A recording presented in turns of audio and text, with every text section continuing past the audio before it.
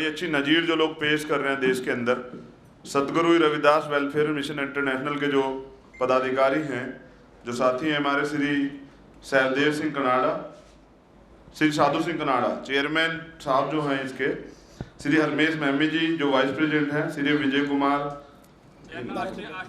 मनोहर Duggal Australia Vienna, Shri Dara Chumber Australia Vienna, हाँ, श्री गुरुदेव Singh president Punjab, ये भी मुबारकबाद। और मैं बहुत ज़रूरी बात आप लोगों से करने वाला हूँ क्योंकि परिवार में हूँ, तो कड़वी बात है, जरा ध्यान से सुन लें।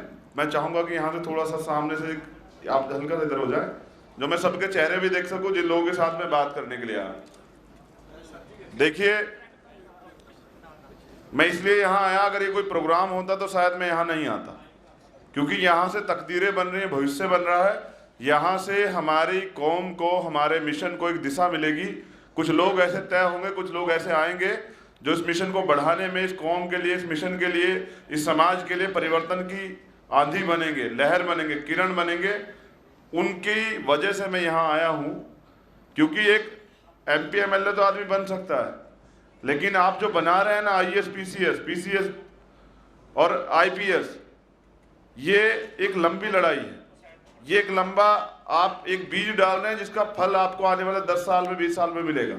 आप पेड़ लगा रहे हैं जो 10 साल बाद बड़ा हो जाएगा, आप लोगों को छाया भी देगा और फल भी देगा। अधिक मैंने बताया कि 5 साल के लिए होता है विधायक और MP, लेकिन ये जो है ना, ये बना रहे हैं जो आप IPS IAS और PCS, ये 60 साल तक चलता है।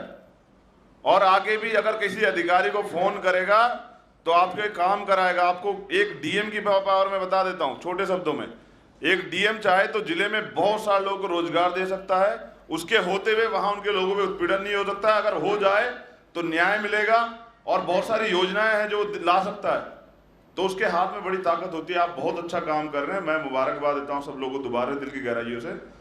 आप सब लोगों ने जो बीड़ा उठाया, ये बीड़ा उठाना चाहिए था पहले, इसमें देर हो गई है। देर क्यों होगी मैं बता दूं आपको। परम पूजनीय डॉक्टर BR अम्बेडकर साहब, सतगुरु रविदास जी महाराज, भगवान बुद्ध, भगवान वाल्मीकि, पेरियर साहब, बिरसा मुंडा, ज्योतिबा फुले, संत कबीर, गुरु नानक देव, जितने लोग हुए सबने एक मिशन चलाया और इसे चला के आवाम को जागरूक किया। हमने देर की है थोड़ी सी, साहब के जाने के बाद हम लोग घर बैठ रहे हैं, हमने देर की है, इसलिए हम लोग पीछे चले गए। बाबा साहब ने अपने अंतिम संदेश में कहा कि इस मिशन को अगर आप आगे ना बढ़ा सको तो इसको रुकने मत देना, लेकिन ये रुका। और ये रुका इसलिए क्योंकि उन्होंने पे बैक सोसाइटी को जिंदा किया था, और पे बैक सोसाइटी के लोग भूल गए। जो लोग यहाँ व्यवस्था में, सिस्टम में रह के आए हैं, तो मैं समझाता हूँ पे बैक सोसाइटी क्या है।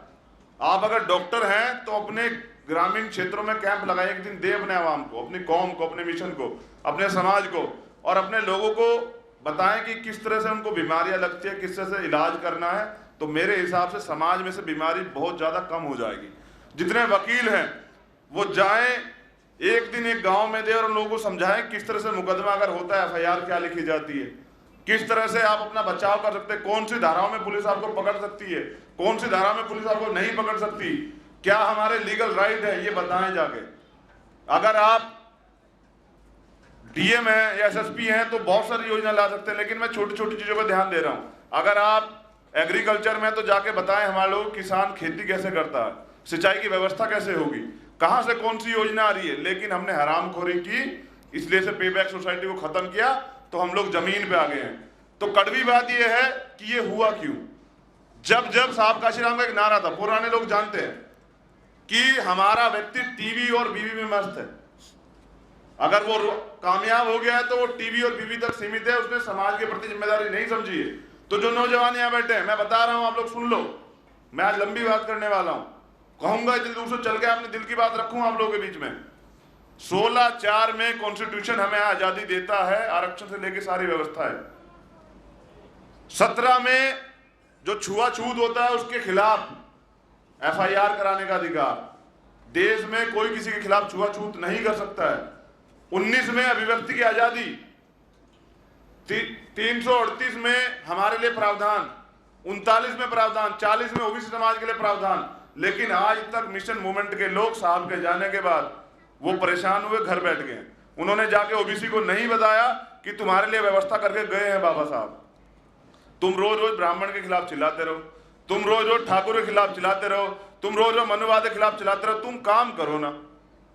अगर आप काम नहीं करोगे तो कैसे मिलेगा फल? भाई आप काम करो ना। आप कॉन्स्टिट्यूशन को जाके लोगों तक बताओ ना, समझाओ ना। लोग जब ओबीसी वर्ग में जाके आप बताओगे कि बाबा साहब हक अधिकार देके, उनकी व्यवस्था बड़ी मजबूत है, जिनसे लड़ने की आप बात करते हैं, उनके कितने कितने पूर्णकालिक उनके प्रस्ताव वो है, प्रचारक घर घर जाकर जगाते हैं, लोगों को बताते हैं, आपके खिलाफ भड़काते हैं। ये कहते हैं कि आरक्षण खा रहे हैं लोग, ये कहते हैं कि इनके पास सारी व्यवस्थाएं हैं। क्रीमी लेयर पे बात होगी अभी, तो आपके पास क्या है? एक आज का प्रोग्राम कर लो, फिर जाके सो जाना। हमारे जैसे लोग फिर तड़पते रहेंगे, चिल्लाते रहेंगे, बताते रहेंगे। आप जाके घर में आराम करना, क्योंकि आपका काम हो गया है ना। दूसरे लोग लड़ेंगे लड़ाई, क्यों खाओगे तुम? लड़ेगा दूसरा, क्यों? अरे हम तो लड़ाई लड़ रहे हैं, हम लड़ रहे हैं लड़ाई, और हम कुर्बानी भी देंगे, बलिदान भी देंगे, निस्वार्थ भाव से देंगे। लेकिन आने वाली नस्लें तुम्हें गद्दार कहेंगी, हमें नहीं कहेंगी। वो हमारे समर्थन में खड़ी होंगी और कहेंगी कि वो लोग लड़ रहे थे, आप लोग आराम कर रहे थे। शर्म नहीं है आप लोगों को? मैं क्रीमी लेयर की बात करूंगा। अभी एक आदेश आया है, जो लोग पढ़े लिखे सुन लो बड़े गौर से। अभी आया है आदेश सुप्रीम कोर्ट का, प्रमोशन में आरक्षण होना चाहिए, और नायब नागराज के सारे प्रस्ताव रिपोर्ट को खारिज किया है। क्या आपने पढ़ा उसे? कितने लोग जिन्होंने पढ़ा? ये देखो, ये आपके समाज की बात है, ये आपके अधिकारों की बात है, आपको कुछ मिला है। कितने लोग हैं इस पूरे पंडाल में जिन्होंने पढ़ा है? और अगर जो झूठ हाथ उठाएगा मैं बात करूंगा उससे। आपने पढ़ा है? खड़े हो जाओ आप। क्या है उसमें? क्रीमी लेयर के लिए क्या वो दिया है उन्होंने, बताओ।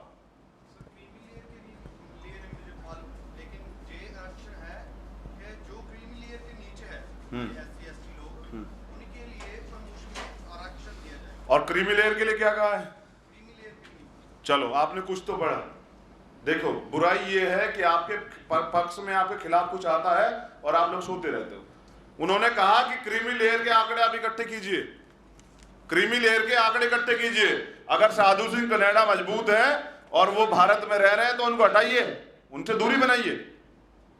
मैमी अगर मजबूत है तो उनसे दूरी बनाइए। पम्मा अगर मजबूत हो गए, दूरी बनाइए। वो हमें डिवाइड करना चाहते हैं। अरे अगर मेरी कौम का नाम बढ़ रहा है, मेरा व्यक्ति IAS PCS है, मेरा भाई NRI है, मेरा भाई अच्छी जगह पे बैठा हुआ है, तो ये तो मेरे सम्मान की बात है। तुम हमारे टुकड़े करोगे? तुम करना क्या चाह रहे? ये नीति में है, ये सुप्रीम कोर्ट और सब चीज इनके कब्जे में है, क्योंकि ये संविधान बहुत अच्छा है, सारी चीजें उनके कब्जे में, और तुमने दी हैं क्योंकि तुम लोग चाहते ही नहीं, तुम हमेशा गुलाम बने रहना चाहते हो। तुम पे कोई मुद्दा ही नहीं है, तुम पे कोई धारा ही नहीं है, कोई विचारधारा ही नहीं है, कोई लक्ष्य ही नहीं है। मेरे पास लक्ष्य है, मेरे पास लक्ष्य है। मैं इसमें अपनी पूरी जिंदगी खत्म कर दूंगा। अगर मैं साहब काशीराम का सपना पूरा नहीं कर पाया तो मैं पूरी जिंदगी तब तक लगा दूंगा जब तक सपना ना पूरा कर पाऊं। लेकिन आप मुझे बताओ, इतनी सब चीजें हमारे खिलाफ चल रही, पूरी तैयारी संविधान बदलने की, कितनी तैयारी की है आपने उनसे लड़ने की? अगर अभी भाई यहाँ कह रहे थे, मैं नाम तो उनका नहीं जानता हूं, वो कह रहे थे कि संविधान बदल दिया जाएगा और आपके हक अधिकार छीन ले जाएंगे, आपको गुलाम बना दिया जाएगा। ये हो जाएगा, ये हो जाएगा। ट्रेड डिस्प्यूट बिल लाई थी सरकार, वो जो गोरे अंग्रेजों की सरकार थी, लाई थी। जब मजदूर अधिक भगत सिंह के समय में आंदोलन कर रहे थे, उनसे आंदोलन करने का हक छीन लिया था। पब्लिक सेफ्टी बिल लाई थी, इस देश की रीढ़ किसानों से हक छीन लिया था। अभी आपने देखा किसानों को दिल्ली में लाठियां लग रही थी, आपने देखा किसानों को लाठियां लग रही थी। ये काले अंग्रेजों की सरकार क्या कर रही है? ये भी तो वही कर रही है। ये नहीं करने दे रही आंदोलन। अगर ये संविधान बदलेंगे तो तुमसे छीन लेंगे सारे हक अधिकार, तुम सोते रहना। तुम्हारी बहू बेटियों को घर से निकाल देंगे, तुम्हारे मकानों को छीन लेंगे। सरकार को पावर है, जितने लोग यहाँ बैठे बताओ है या नहीं है सरकार को पावर भूमि अधिग्रहण करने की? वो तुम्हारे घर बार छीन लेंगे, तुम लड़ लोगे? भरम में जी रहे हो। सेना का मुकाबला कर लोगे, पुलिस का मुकाबला कर लो, किसका मुकाबला करोगे? वो देंगे, आज वो बनाएंगे सुप्रीम कोर्ट से कानून कि दलितों को आज के बाद देश में घर में रहने की इजाजत नहीं है। कितने लोग हैं जो कुर्बानी देंगे? हम देंगे कुर्बानी, हम तैयार हैं। अगर हरामखोरी चलती रही, आप लोग सोए रहे, तो हम देंगे कुर्बानी, आप लोग सोते रहना। इस देश का नौजवान, पूरा बहुजन समाज का व्यक्ति मैं जगाऊंगा लोगों को कि वो दो कुर्बानी और लड़े अपने हक अधिकारों के लिए। हमारे लोग हमें कमियां निकालते रहना, हमसे सवाल करते रहे 2019 में क्या करोगे। अरे 2019 वजूद की बात है। पम्मा बाजी मेरे पास खड़े हुए हैं, जितने लोग यहाँ बैठे हैं, मैं मिशन मूवमेंट का व्यक्ति हूं, मुझसे कट्टर बसपा समर्थक नहीं होगा तुम में से कोई भी, शर्त लगाता हूं। और इसलिए नहीं हो क्योंकि मैंने काम किया है, मैंने काम किया है पिछले 12 साल से लगातार। लेकिन मुझे एक बात बताओ, मेरा सवाल है, जाना चाहिए मीडिया में, मैं नहीं बोलता लेकिन आज बोल रहा हूं क्योंकि बहुत मजबूत लोग यहाँ बैठे हैं, पूरे देश के लोग हैं। मुझे बताओ, साहब काशीराम ने व्यवस्था की थी कि जो पार्टी का वफादार वर्कर होगा, जो पार्टी के लिए समर्पित होगा, मैं झूठ बोलूंगा मुझे बताना, या साहब के साथ के लोग हैं, उन्होंने कहा जो पार्टी का वफादार होगा लेकिन चुनाव नहीं लड़ सकता है, उस व्यक्ति को हम राज्यसभा और विधान परिषद भेजेंगे जिससे कि वो मिशन को आगे बढ़ा सके, उसको आर्थिक मदद हो जाए। क्या मैं झूठ बोल रहा हूं? क्या मैं झूठ बोल रहा हूं? बताओ मुझे, अगर मैं झूठ बोल रहा हूं तो क्या ये हो रहा है? आप मुझे एक और बात बता दो। मैंने एक सवाल है मेरा आप लोगों के बीच, मैं किसी की बुराई नहीं करता हूं, मैं तो राजनीतिक व्यक्ति नहीं हूं, मैं तो सामाजिक मूवमेंट का व्यक्ति हूं और चलाऊंगा सामाजिक मूवमेंट को। आप मुझे बताओ, एक व्यापारी हमारा नेता हो सकता है क्या, जिसने शोषण नहीं देखा, जिसने खेती नहीं की, जिसने जातिगत शोषण का उत्पीड़न झेला ना हो, जिसके सामने उसकी बहन की बेइज्जती की गई उसको उसने महसूस ना किया हो, जिसके सामने उसके हक अधिकार छिने हो, वो चुप बैठा रहा हो, अगर ऐसा व्यक्ति आपके बीच में आएगा तो काम होगा नहीं होगा, उसे पीड़ा होगी नहीं होगी? क्या वो आपकी लड़ाई लड़ेगा नहीं लड़ेगा? और एक व्यक्ति, मेरे पे उदाहरण है, एक व्यापारी हमारा नेता बना देगा। अब जब सरकार ने उससे पूछा, प्रशासन ने, कि जनाब अपनी फैक्ट्री चलाओगे या इस पद को वो करोगे, मेयर के पद को, तो उसने कहा साहब मैं फैक्ट्री चलाऊंगा। तो आप मुझे बताओ, साहब काशीराम ने हमें कहा कि वोट का अधिकार मैंने तुम्हें बिकने के लिए नहीं दिया, वोट का अधिकार गुलामी से मुक्ति के लिए। तो क्या हमारी मुक्ति हो रही है? क्या मुक्ति हो रही है? बाबा साहब ने कहा कि रानी का पेट काट चलाऊं, अब राजा तुम्हारी वोट से पैदा हुआ राजा पैदा क्यों नहीं हुआ? कारण क्या है? साहब ने कहा, नारा दिया कि वोट से लेंगे, आरक्षण से लेंगे वो एसपीडीएम, दिया ना, आरक्षण से लेंगे एसपीडीएम और वोट से लेंगे सीएमपीएम, और नीति थी प्रधानमंत्री बनाने की। उन्होंने कहा पहले अपने एसपी और डीएम बनाओ, और जब तुम्हारे डीएम बन जाएंगे फिर तुम्हारा सीएम बनेगा, और जब तुम्हारे 1 2 3 4 5 6 सीएम बन जाएंगे तब तुम्हारा पीएम बनेगा। तुम घर बैठे पीएम बना दोगे? मजाक में जी रहे हो? यहां क्या आज भी पाखंडवाद में जी रहे हो कि तुम दुआ करोगे, अरदास करोगे, प्रधानमंत्री बन जाएगा? ये नशा छोड़ दो, ये त्याग दो नशा। कोई अकेली पार्टी किसी भी सूरत में भाजपा का सामना कर नहीं सकती। तुम्हारे यहाँ तो रिकॉर्ड है पंजाब में, मैं पिछली बार आया था, आप तो ब्लॉक प्रमुख चुनाव में आप, बीएसपी, अकाली दल सब लोग मिलकर लड़ रहे थे, जिस जहां वजूद भी नहीं है उनका, और जहां वजूद है वहां हमारे नेता कहते हैं अकेले लड़ेंगे। जीत जाओगे? जीत जाओगे? एक आदमी हाथ उठा के बताओ जीत जाओगे क्या? तैयारी है पीएम बनाने की? ऐसे बनते पीएम? मैं कहता हूं, मुझे कहते नहीं वो आरएसएस का एजेंट है। मैं एजेंट हूं आरएसएस का? हाँ मैं हूं एजेंट, मैं हूं एजेंट अपनी कौम का, और मर जाऊंगा बिना किसी उसके, बिना किसी लाल के मर जाऊंगा, एक बार भी नहीं घबराऊंगा अगर कौम के लिए कुर्बानी देनी पड़ी। लेकिन साहब के मिशन को पूरा किए बगैर नहीं मरूंगा, बिल्कुल नहीं मरूंगा। और अगर मर भी गया तो इतने लोग पैदा कर जाऊंगा कि साहब का सपना पूरे हुए बगैर नहीं रुकेगा, बाबा साहब का सपना पूरे बगैर नहीं रुकेगा। मुझसे सवाल करते, करो सवाल, मैं फकीर हूं, मुझसे करो सवाल, मुझे नहीं है लालच, ना तुम्हारी राज्यसभा का, ना तुम्हारे विधान परिषद का, ना एमपी का, ना एमएलए का। जिन चुनाव लड़ूंगा कान पकड़ लेना चंद्रशेखर का। लेकिन अगर आप मेरे होते भी समाज के लोग गुमराह करोगे, उनके हक अधिकार छीनोगे, उनके नेता उन स्वर्णों को बना दोगे जो आज तक हमारा उत्पीड़न करने आया, तो करूंगा विरोध, तुम भी मेरे खिलाफ खड़े हो जाना। अगर मेरी बहनों को इज्जत लूटने वालों को, अगर मेरे अधिकारों छीनने वालों को, जो मेरे मुंह पे मूछन देख सकता है, मेरे भाई को घोड़ी पे चढ़ता देखना चाहता है, उन्हें आप हमारी रहबरी दोगे, उन्हें रहनुमाई दोगे, तो करूंगा विरोध, तुम भी खिलाफ खड़े हो जाना। वो व्यक्ति कभी मेरा हो ही नहीं सकता जिसने मेरे बहन भाई के हाथ पैर तोड़ दिए, जिसने हमारे घर जला दिए, वो हमारा हो जाएगा? अरे साहब 85% के लिए लड़ रहे थे, वो कह रहे थे ये मेरा घर है 85%। अगर 100% के लिए लड़ना है तो खत्म होगी ना बात। फिर मैं क्यों 85 की बात कर रहा हूं? मैं 100 की बात करता हूं ना। मैं गलत हूं क्या? बताओ मुझे सब लोग हाथ उठा के, क्या 85 से भला होगा 100 से होगा? बताओ। ये तुम्हारी चुप्पी तो देश का नालायकी का कारण बन रही है।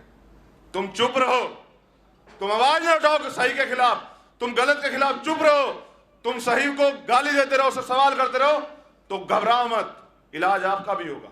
2019 आ रहा है, इलाज आपका भी होगा।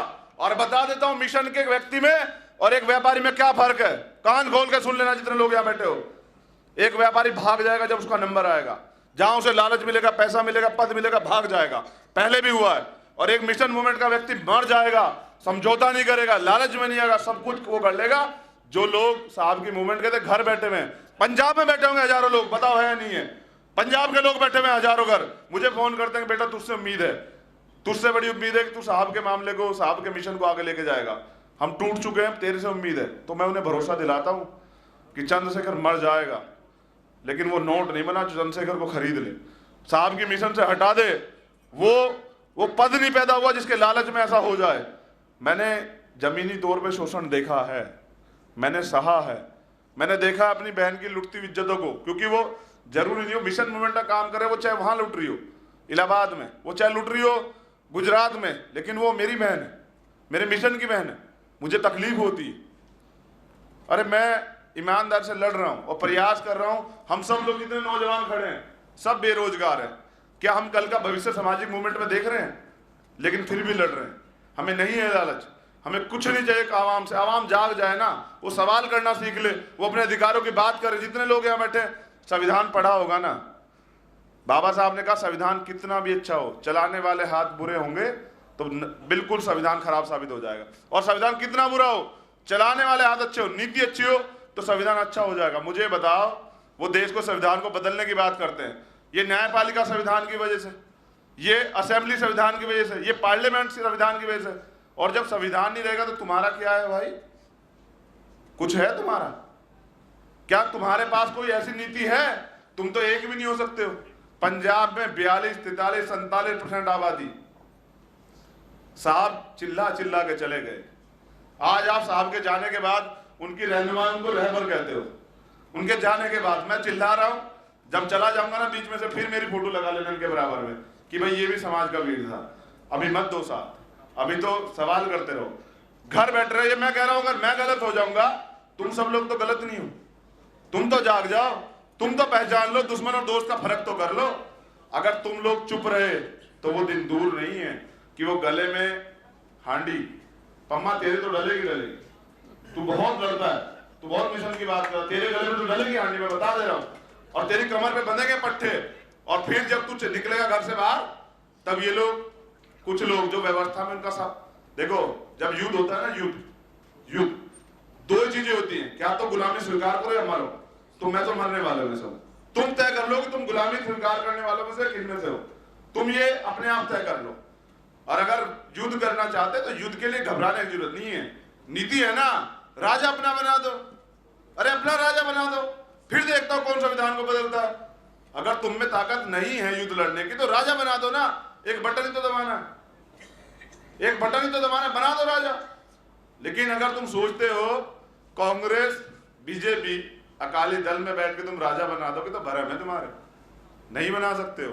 क्योंकि वो साहब काशीराम की जो किताब है ना, चमचा युग, वो होंगे तो हमारे आदमी, हमारे भाई, लेकिन उनके ऊपर एक पावर बैठी हुई है 351, जो संविधान है राजनीतिक पार्टियों का, उसके खिलाफ नहीं जा सकते। वो तो आवाम की बात भी नहीं कर सकते।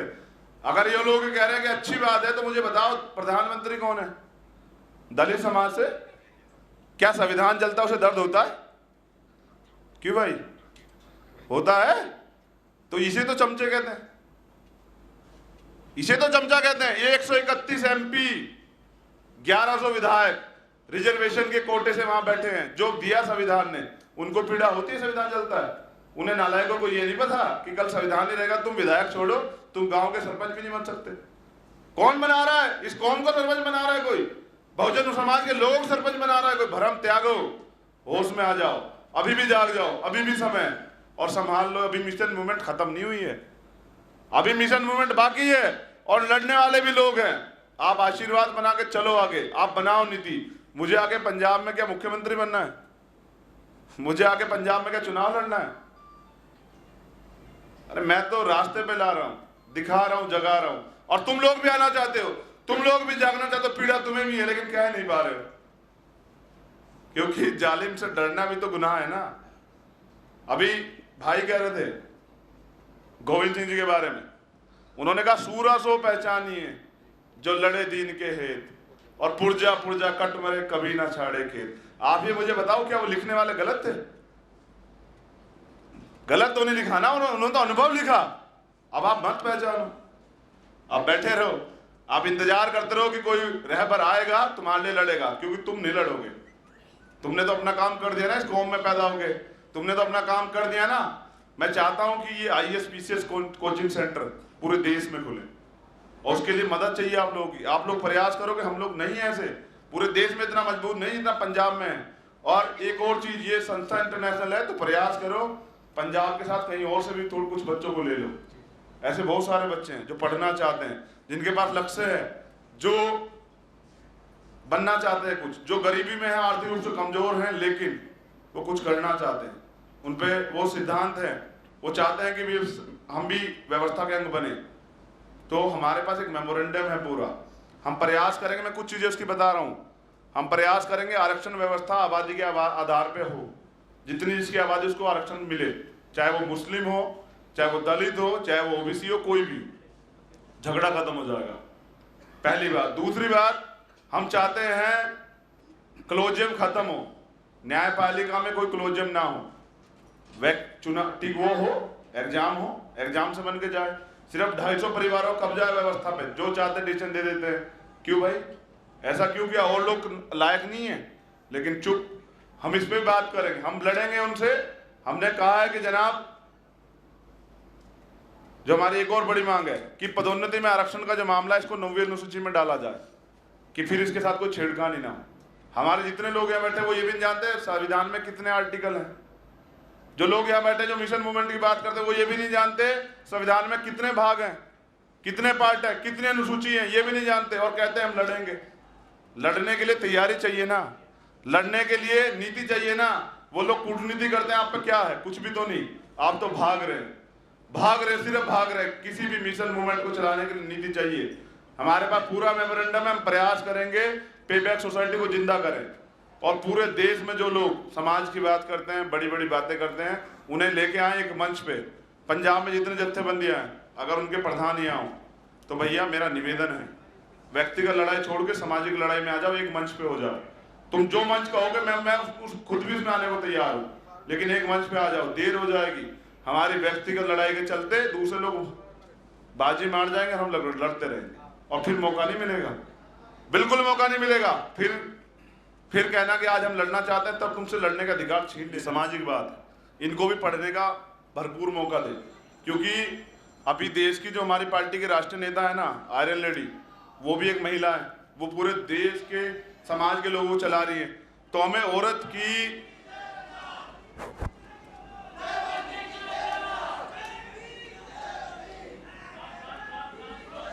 शांत हो जाओ। मुझे पता है युवा बहुत जोर से, देखो ये वहां से जय भीम के नारे से लगाते हैं और डरते नहीं है कि जय भीम का नारा लगाने पे कोई इन्हें मारेगा या इनको जेल होगी या मुकदमा होगा। लेकिन आप लोग देखो कि हम दूसरे व्यक्ति से बात करते जय भीम नहीं कह सकते हैं। हमें लगता है कुछ लोग बैठ जाओ जो बैठ सकते हैं सीटों के हिसाब से, वरना खड़े रहो। तुम युवा में बड़ी क्रांति है, मुझे पता है। हम लड़ेंगे और जीतेंगे, कोई रोक नहीं सकता। आज युवा जाग रहा है, अगर आज भी आप साथ नहीं दोगे तो फिर कल तैयार रहना।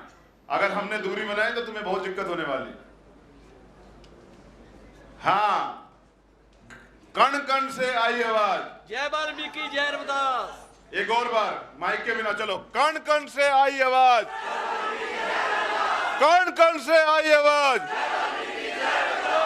तो ये जो नारे हैं, इनमें जो ऊर्जा है, तुम देख सकते हो कि बिना माइक के भी ये गूंज सकता है। युवा जाग रहा है और युवा लड़ रहा है अधिकार की लड़ाई। और युवाओं को नौसिखिए मत समझिएगा। जो लोग यहाँ बैठे पुराने, भगत सिंह ने, करतार सिंह सराभा ने, उधम सिंह ने जानबूझकर अपनी जान दी है, इसलिए कि लोग जाग जाएं। ऐसा नहीं कि वो बेवकूफ थे, ऐसा नहीं कि उनको जानकारी नहीं थी, ऐसा नहीं कि वो उन्हें पता नहीं था, ऐसा नहीं कि साहब काशीराम को ये नहीं पता था कि संघर्ष में इतनी मुसीबतें हैं। घर भी छोड़ दिया, परिवार भी छोड़ दिया, कोई अकाउंट नहीं बनाया, कुछ भी नहीं बनाया। तुम लोग तो सिर्फ ये देख रहे हो कि कौन आदमी बिल्कुल त्याग करके आपके बीच आए, फिर आप उसे 1000 सवाल करो, फिर उम्मीद करो तुम्हारे काम करेगा। करते रहो, इंतजार करते रहो, बहुत अच्छी बात है। अब इंतजार करो, मैं भी इंतजार करता हूं। 2019 के बाद इंतजार खत्म हो जाएगा, सवाल खत्म हो जाएंगे, फिर कहना कि अब रक्षा कर लो, तो कोई ऐसा ब्रह्मास्त्र नहीं बचा किसी के पास जो तुम्हारी रक्षा कर लेगा। रक्षा एक ही करेगा जो अधिकार बाबा साहब देख गए, कौन सा? वोट का। और देखो, तय करो अपना प्रतिनिधि खुद। एक दिन आवाम के लोग इकट्ठे हो, जिले के एक पार्लियामेंट के लोग इकट्ठे हो और तय करें कि भाई इसे लड़ाएंगे, ये लड़ेगा। और आप लोग गवाही दो, जिम्मेदारी दो कि भाई ये हमारा नेता है, ये हमारे काम करेगा। अपने हक छोड़ो, अपनी जिद छोड़ो, अपनी मैं छोड़ो, और देखो कैसे तुम्हारे काम नहीं होते हैं। एक भी व्यक्ति तुम्हारी बात कहने वाला वहां जाएगा तो लड़ेगा। और भेजते रहे व्यापारियों को, तो भैया व्यापारी से भला नहीं होगा। व्यापारी तो व्यापार करेंगे, पहले पैसा देंगे, फिर उससे पैसा कमाएंगे और कमा के अपने घर भरेंगे, फिर अगली बार के लिए पैसा तैयार करेंगे। नहीं चलेगा काम। मिशन मूवमेंट पैसे नहीं चलती, वो संघर्ष से चलती है, और संघर्ष खून मांगता है। तो भीम आर्मी के जितने लोग यहाँ बैठे हुए, क्या कुर्बानी देंगे हम बाबा साहब काशीराम मिशन के लिए?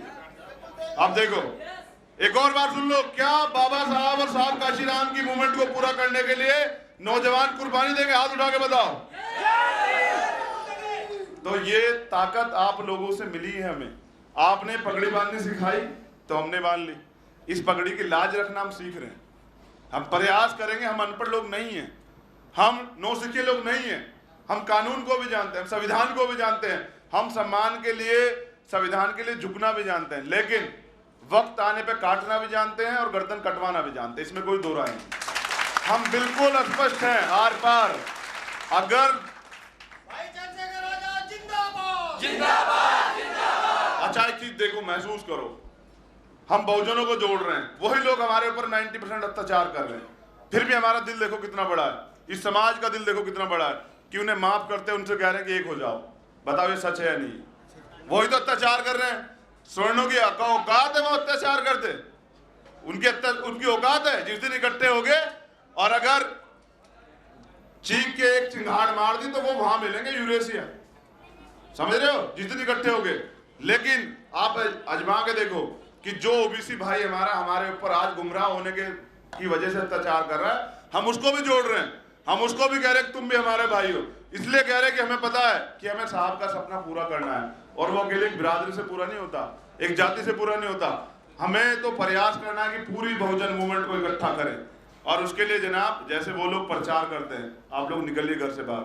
जितने लोग यहाँ बैठे हैं, एक आदमी भी जिम्मेदारी ले ले, एक आदमी भी कि मैं एक आदमी को जोड़ूंगा 1 साल में, तो मैं लिख के देता हूं कि दुगनी हो जाती है हमारी आबादी तुरंत। मैं बार बार कह रहा हूं, एक बहन मेरी दूसरी बहन को जोड़ लो किसी वर्ग की, आप देखो कि दुगनी होती है नहीं होती है, एकदम बदल जाती है सब चीजें। लेकिन हम लोग अपनी जिम्मेदारी नहीं समझ रहे हैं। हम तो सोच रहे हैं कि चंद्रशेखर लड़ रहा है, लड़ने दो, अभी अगर आएगा पंजाब तो सम्मान कर देंगे, अब चला जाएगा तो यहाँ से कह देंगे बहुत अच्छा बंदा है। लेकिन इससे कोई फायदा नहीं होने वाला ना।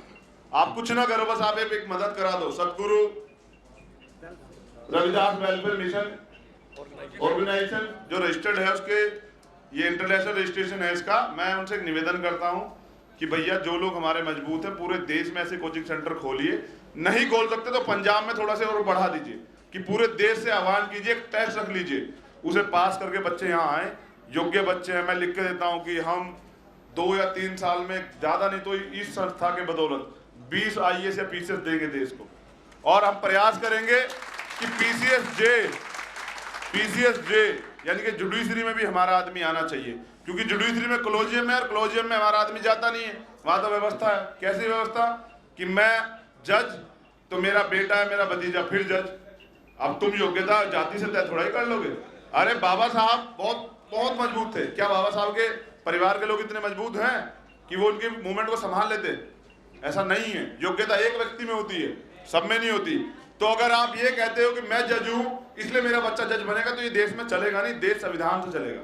अगर कोई ये कहता है कि वो छुआछूत करेगा, गैर बराबरी रखेगा और कहेगा कि उसके खिलाफ कार्रवाई ना, तो ऐसा नहीं है। कार्रवाई होगी और उसे झेलनी पड़ेगी। मैं अभी एक कड़वी बात बताता हूं, जितने लोग, सब लोग यहाँ हैं, मैं अभी गाड़ी में आ रहा था, एक हापुड़ का एक मामला है, हापुड़ उत्तर प्रदेश का। एक व्यक्ति को बहुत बुरी तरह से पीटा गया, मैं उसके फोटो भी दिखाऊंगा अभी आप लोगों को। अब पर्चा दाखिल हुआ है 323 में, और बाहर से बाहर बेल कर दिया। आप व्यक्ति की स्थिति देखना, किसके पास है फोन, आप देखना क्या ये व्यक्ति 323 के पर्चे के लायक है? ये देखो, ये मरने की हालत में अस्पताल में है और बाहर से बाहर गिरफ्तारी कर, बाहर से बाहर उन्होंने बेल कर दी उसकी। तो ये लीगल हमें जानकारी नहीं है। हमारा वकील जो बाबा साहब की बदौलत बना है वो कुछ नहीं कर रहा, वो चुपचाप बैठा हुआ है, वो अपना रोजगार कर रहा है, अपनी रोटी कमा रहा है, अपने बच्चों को पाल रहा है। पालो, जी भर के पालो। जिस दिन तुमसे वकील बनने का अधिकार छिन जाएगा उस दिन फिर आना मेरे पास, कहना भाई लड़ लो, तो मैं तब भी लड़ूंगा। तो लेकिन अगर उसमें देर होगी तो फिर नहीं लड़ पाएंगे, क्योंकि मैं बता दूं उनकी तैयारी पूरी है। वो जीतेंगे, संविधान बदलेंगे, और संविधान बदलेंगे तो कानून लाएंगे, काले कानून, जिसमें उनका फायदा हो, तुम्हारा नुकसान हो। तुम सारे अधिकार सीज करेंगे। और कई बार हुआ है, वो तानाशाह है जो अभी प्रधानमंत्री बना हुआ है, वो तानाशाह है, वो अंग्रेजों की तरह, डलहौजी की तरह फूट डालो राज करो। वो करे लाएगा कानून और तुम देखते रह जाओगे, क्योंकि उन्हें चला रहा है वो नागपुर। मैंने जब आगे बाहर कहा कि नागपुर से देश नहीं चलेगा तो उसे तकलीफ हुई, उसने अखबार में मैसेज दिया कि नागपुर की नीति से नहीं चल रहा देश, हमें नहीं पता कहां से चल रहा है। अरे तुमने सुप्रीम कोर्ट पे कब्जा कर लिया, सुप्रीम कोर्ट के 4 जज बाहर आप कहते हैं कि जनाब बुरा हाल है, देश का लोकतंत्र खतरे में है। और हमारे लोग समझ ही नहीं पा रहे क्यों खतरे में है। वो इसलिए कह रहे खतरे में है कि वो हस्तक्षेप कर रहे हैं, वो वहां भी अपना वर्चस्व कायम कर रहे हैं और हमारे लोग चुप बैठे हैं। हमारे पास एक ही हथियार है, अभी 2019 में पूरा जोर लगा के उनकी कमर तोड़ दो, पूरा जोर लगा के उनकी कमर तोड़ दो और उनको दिखा दो कि हमें कोई भी रोक नहीं सकता, हमें कोई भी बहुजनों की सरकार बनाने से रोक नहीं सकता। और बहुजन इस बार सरकार बनाने जा रहे हैं। ये क्यों जा रहे हैं? अच्छा, जहां प्रोग्राम में जा रहे हैं, चलिए ठीक है, बहुत अच्छी बात। मैं बता दूं आप लोगों को कि जनाब ये नौजवान ईमानदार से लड़ रहे हैं और इन्हें लड़ने में आपके आशीर्वाद की सहयोग की जरूरत है। तो जो लोग यहाँ लड़ रहे हैं ईमानदार से, उनका सहयोग कीजिए। और जितने जत्थेबंदियां यहाँ हैं उनसे निवेदन है कि आप तारीख तय कर लो, मुझे भी बता देना, एक प्लेटफार्म पे आ जाते हैं। जितने लोग यूएसए में या NRI है वो सब लोग चाहते हैं ना बाबा साहब का आश्रम कमीशन चले, तो अलग अलग घर चलाने की जरूरत थोड़ा ही है, फिर तो एक होने की जरूरत है ना। क्यों भाई, बहुजनों को एक करने की बात है, क्या हम लोग जत्थेबंदियां एक नहीं हो सकते? क्या भरोसा दिलाने के लिए किसी को मरना पड़ेगा तब भरोसा करोगे? तो मैं जितने लोग यहाँ, मैं सबसे निवेदन करूंगा कि उन्हें कहें, जितने जत्थेबंदी आपके यहाँ चल रहे हैं उन्हें एक कर लेते हैं, हम भरोसा दिलाते हैं। किसी बार पंजाब में आपको दिखा देंगे बहुजनों की सरकार कैसी होती है। आप लोग एक हो जाओ, एक हो जाओ। हमने 16 महीने ऐसे नहीं काटे, पम्मा जानता है, ये जाता था वहां। जो लोग मेरे पुराने साथी जानते हैं कि मैंने 16 महीने में शायद ही ऐसा कोई दिन गया जिस दिन मैंने सो के देखा हो, चैन की नींद नहीं ली। मैंने देखा अपने लोगों को, 42 बच्चों को तड़पते देखा, छोटे छोटे बच्चे जिनको पुलिस ने निर्दोष उठा के जेल में घेर दिया। और सुन लो, हम वोट इसलिए देते हैं कि हमारी सुरक्षा हो, हमारे अधिकारों की सुरक्षा हो और हमारे लिए नीति बने। कोई बोलने वाला नहीं था, सामाजिक लोग लड़ रहे थे, सब लोग सिर्फ बैठे हुए देख रहे थे, सब लोग सुन रहे थे, सब लोग ये कह रहे थे कि ये तो गलत लोग हैं। क्या ये बताओ, हक के लिए लड़ना गलत है? क्या सवाल करना गलत है? क्यों जी, आप लोग बताओ, सवाल करना गलत है? क्या हमारे घरों को जो लोग जला रहे हैं उनके खिलाफ FIR करवाना गलत है? और अगर सरकार नहीं सुन रही है, जैसे अभी नहीं सुन रही इस मामले में, तो अगर मैं उसके लिए धरना कराऊंगा तो हम लोग गलत हैं? भाई बहरे नहीं सुनते ना, बहरों को सुनाने के लिए धमाके की जरूरत होती है ना, तो मैं धमाका तो करता हूं, उनसे उनको तकलीफ हो जाती है। उन्हें लगता है कि ये वो इसे खरीद नहीं सकते चंद्रशेखर को, ना भीम आर्मी के बच्चे को, तो वो इसे तोड़ने में लगे हुए हैं। और तोड़ने के लिए रोज पता नहीं मीडिया से क्या क्या छपवाते रहते हैं, कभी कहते ये है, कभी कहते वो। तो मैं तो एक चीज जानता हूं ना, जिस दिन मैं कहूंगा उस दिन मान लेना ना। अभी तो मैं तुम्हें कह रहा हूं कि तुम तैयार हो जाओ लड़ने के लिए, अभी तो लड़ाई शुरू ही नहीं हुई है। और लोग मुझे कह रहे हैं मैंने बहुत बड़ा काम किया। मैंने तो साहब काशीराम और बाबा साहब के जो मूवमेंट है उसका 1000 का हिस्सा भी अभी नहीं किया, अभी करूंगा। अगर जीवन रहा तो करूंगा और 2 साल में बताऊंगा आपको कि क्या ताकत है साहब काशीराम की मूवमेंट, क्या ताकत है उनके त्याग में, क्या ताकत है उस मिशन में जो मिशन जागने नहीं दे, सोने नहीं देता, जो मिशन खाने की भूख नहीं लगाता, जो मिशन सुंदरता लेकर सब चीजों को भुलवा देता है, जो परिवार को भुलवा देता है, जो सुख दुख सब चीजों को भुलवा देता है। वो मिशन क्या है? वो मिशन बड़ा कड़वा है। जब वो जहां चढ़ता है ना, जैसे उसका जहर चढ़ता है, तो 20-25 साल नहीं उतरता है। और जिन लोगों को चढ़ा है उन्हें पता है, उन्हें 20-25 साल नहीं उतरा है। बहुत सारे लोग हैं जो मुझे फोन करके कहते हैं कि साहब के साथ 25 साल दिए, नौकरी छोड़ी। ऐसे नहीं छोड़ी।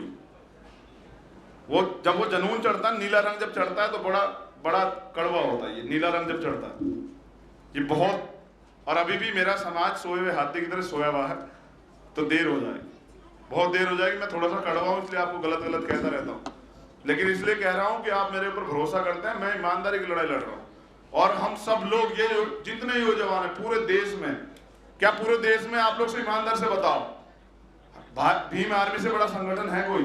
पूरे देश में बताओ, ईमानदार सामाजिक संगठन है कोई? 26 प्रदेश में भीम आर्मी काम कर रही है। कहीं कोई मामला होता है रोड पे आते हैं, धरने करते हैं। अगर कोई मर जाता है हमारा साथी, कोई मार देता तो मुआवजे के लिए, FIR के लिए लड़ते हैं। किस लिए? क्या उसमें हमारा कोई हित है? क्या हम समाज से कुछ मांग रहे हैं?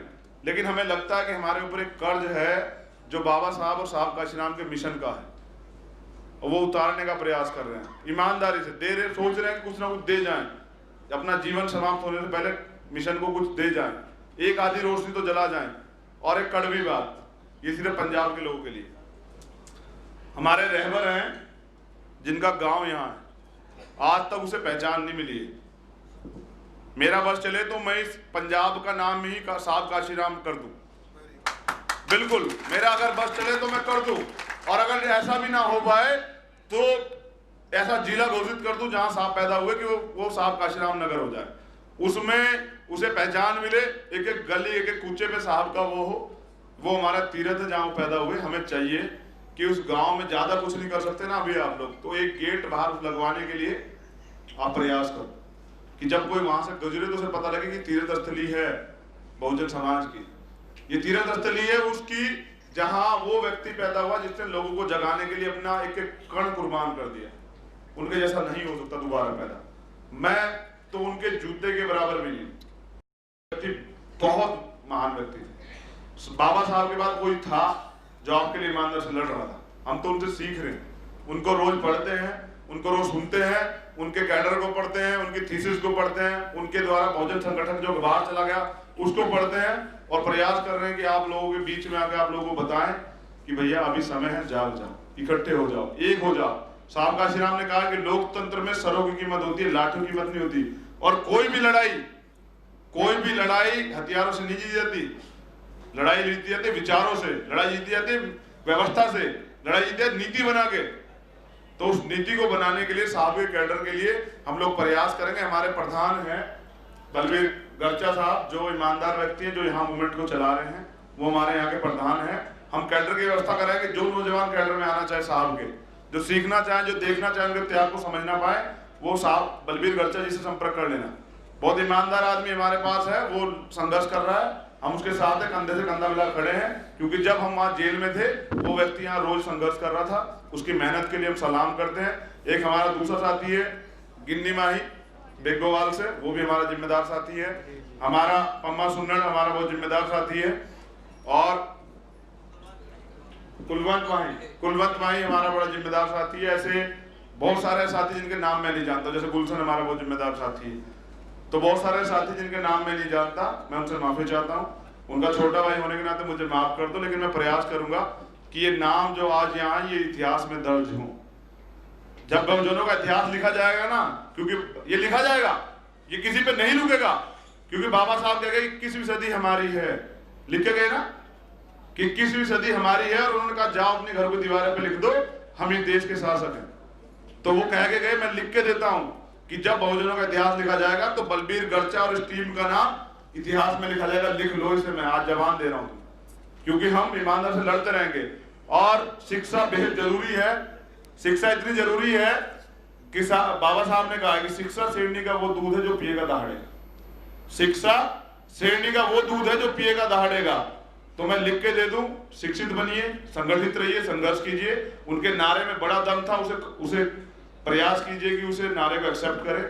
और अगर आप मदद नहीं कर सकते तो भाई इतनी मेहरबानी कर दो कि 2 साल 4 साल 5 साल जितने साल हमारे जीवन है, क्योंकि क्रांतिकारी का जीवन तो बुलबुले के समान है। और जिस तरह का माहौल मेरे खिलाफ है, भीम आर्मी के लोगों के खिलाफ है, हम में से कोई भी कभी भी जा सकता है, हमें डर नहीं इस चीज का। लेकिन हमारी शहादत कौम को दिशा देगी, मिशन को गति देगी, रुकेगी नहीं। अगर हम में से कोई शहीद होगा, मैं लिख के देता हूँ कि लोग जागेंगे और मिशन खड़ा होगा। जैसे हमारे संत रामानंद जी ने कुर्बानी दी थी, उनकी शहादत के बाद पंजाब जागा था। तो मैं लिख के देता हूँ कि आज चूंकि देश के चेहरे बन गए हैं, अगर इनमें से कोई जाएगा, चाहे वो भीम आर्मी के राष्ट्रीय अध्यक्ष विनोदन सिंह हो, चाहे वो राष्ट्रपति मंजी नौटियाल हो, चाहे जिलाध्यक्ष सहारनपुर कमल वालिया हो, या और भी कोई साथी हो, राजन हो, छोटा भाई, 6-6 महीने जेल काटी। एक नौजवान की शक्लें दिखा रहा हूं जरा आपको, ये बीच में खड़ा हाथ उठा के दिखाना, 6-6 महीने जेल काटी है, करंट लगाए गए, मारा गया 2-2 दिन रख के। क्या कुर्बानी देगा मिशन के लिए? तो ऐसे नौजवान हमारे पास हैं, हम लोग झुकने वाले नहीं, हम कट्टर लोग हैं और हमें कोई रोक नहीं सकता। वो ताकत ही नहीं बनी जो हम मिशन से रोक दे, लेकिन हम चलाएंगे और इतिहास में हमारे नाम भी दर्ज होंगे। जो लोग हमारा मदद नहीं कर सकते, कम से कम हमारी टांग ना खींचो, बस इतना नहीं भेजना। वो हमसे कुछ दिन सवाल ना करो, हमें करने दो। जिस दिन हम आपसे कुछ मांगने आए तो उस दिन सवाल करना, लेकिन जब तक नहीं मांग रहे हैं तो हमें काम करने दो। मैं लिख के देता हूं कि अगर हम 5 साल का जीवन भी मुझे मिला तो मैं भरोसा दिलाता हूं कि बहुजन समाज को शासक बनते आप लोग अपनी आंखों से देखोगे। लिख लो, शर्त लगा।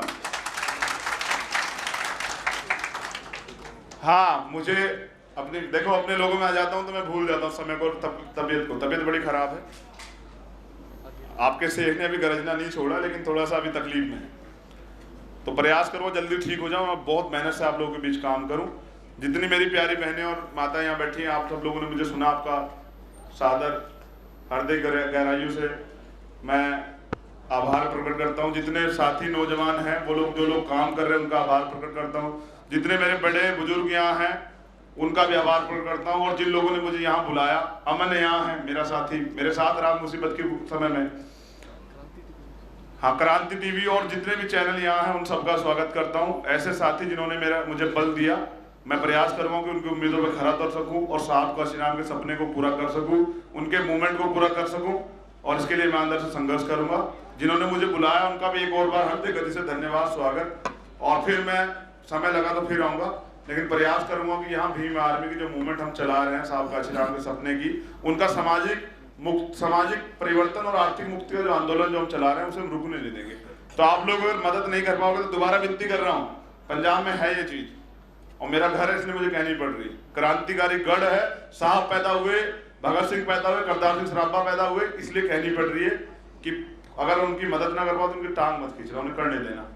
वो आपको काम भी करके दिखाएंगे। मेमोरेंडम है हमारे पास, वो जो मेमोरेंडम हमारे जिस दिन वो लागू होगा, मैं लिख के देता हूँ कि देश का हर एक व्यक्ति बहुजन संपन्न हो जाएगा।